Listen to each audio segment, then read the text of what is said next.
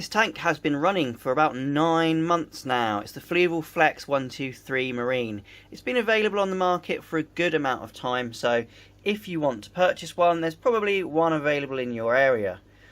As you can see, this tank isn't done in a traditional reef tank form, and yes, this is salt water. There's the proof, some clownfish.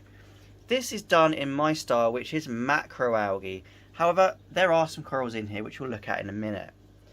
Now, my impressions of this tank have always been good. I do think Fluval is a really good brand. I'm a bit of a Fluval fanboy, and I will say things are bad when they are. And Fluval tends to make products that are designed at the entry level or medium sort of experience level and price point for reefers. So this particular tank, I think, is a really, really nice tank for people who are new to the reef hobby, or have already had a smaller tank and are just looking to upgrade to something slightly bigger.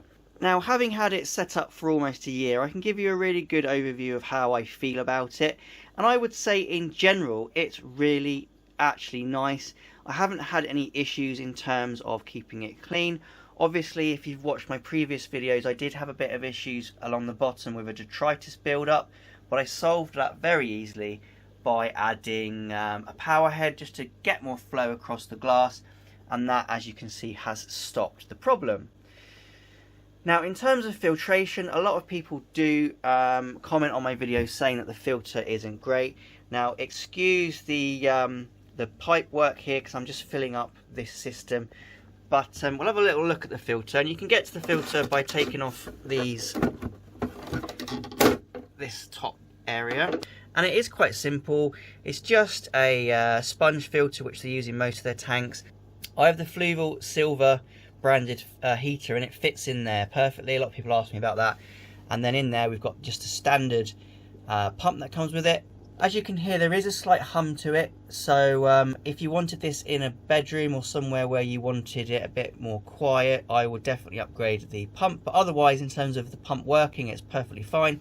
And in here we've got a bit of filter wall that probably does need a bit of cleaning, but originally it comes with the same pad as this. But the beauty of this sort of system is you can put whatever you want in the filtration. You don't have to stay with how it comes. I'll just close it back up. So ease of access for the filter is really good because you don't have to take the lid off as you do in some other tanks.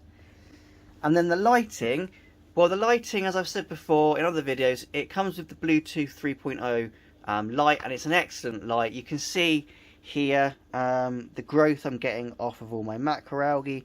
Of course, you'd probably be more interested in corals. Well, I've recently purchased some corals. They're just basic ones, and this isn't their final position. They're just acclimating. They've only been in here a couple of days. So we've got a nice metallic xenia there.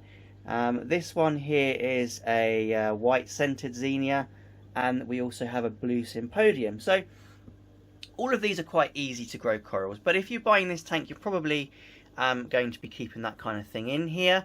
And look how happy they are. They're all nicely coloured, they're all out. And the blue light given off by this light is enough to fluoresce corals just under full settings. That's what the light's on, it's on full everything.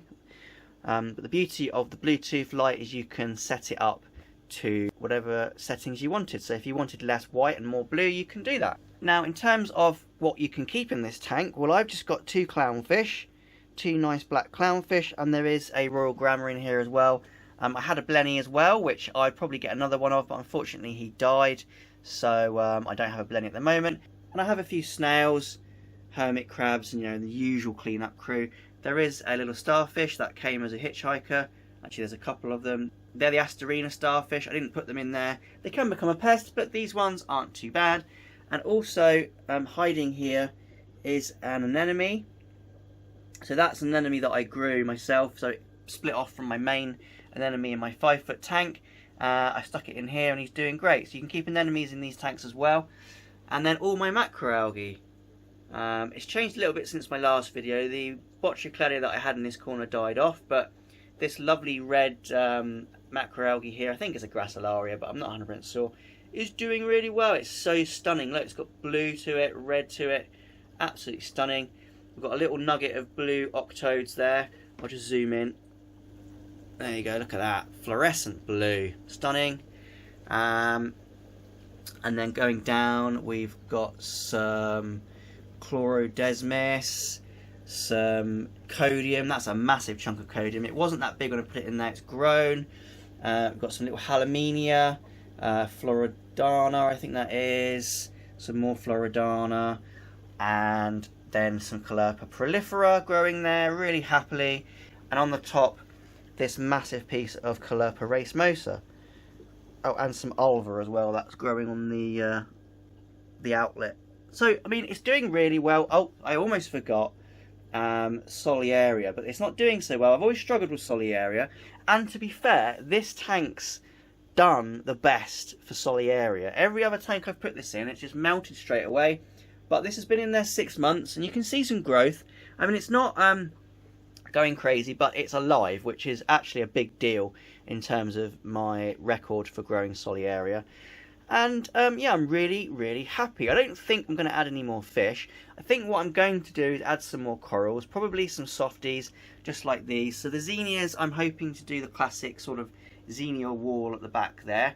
It looked really epic, having a nice flowing zinnia wall just to top it off. And I might get some toadstools and some, was it Sinularia, sort of finger corals in here. We also have a couple of feather dusters that have just appeared. There is one there, but he's gone in now, I've scared him.